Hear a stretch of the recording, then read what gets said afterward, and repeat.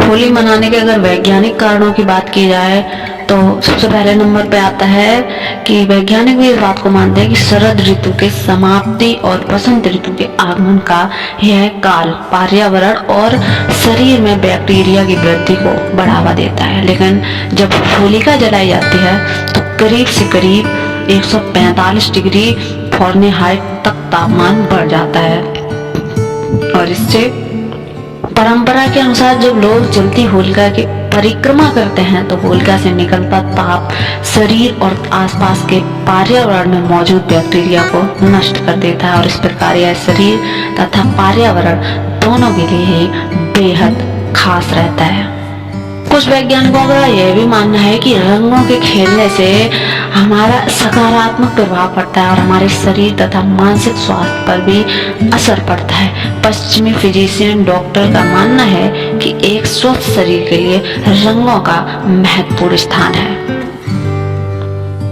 हमारे शरीर में किसी रंग विशेष की कमी से कई बीमारियों को जन्म होता है और जिनका इलाज केवल उस रंग विशेष की आपूर्ति करके ही किया जा सकता है। होली के मौके पर आप लोगों के घर में सभी प्रकार के रंग आते हैं। होली के मौके पर लोग अपने घरों की साफ सफाई करते हैं जिसमें धूल गर्द मच्छर और बहुत सारे कीटाणु का सफाया हो जाता है और एक सकारात्मक ऊर्जा का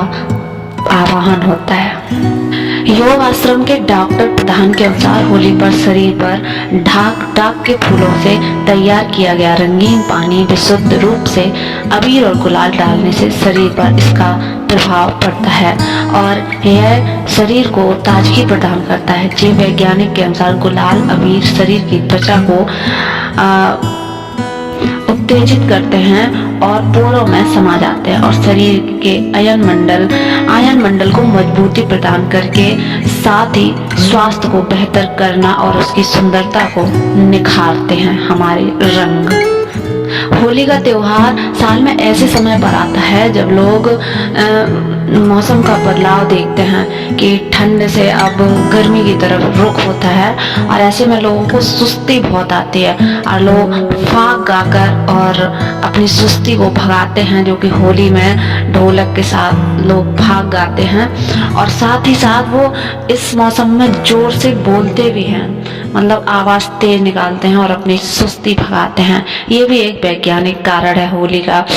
तो ये तो थी वैज्ञानिक बातें और हमें वैसे भी होली का त्योहार मनाने में बहुत ही आनंद आता है।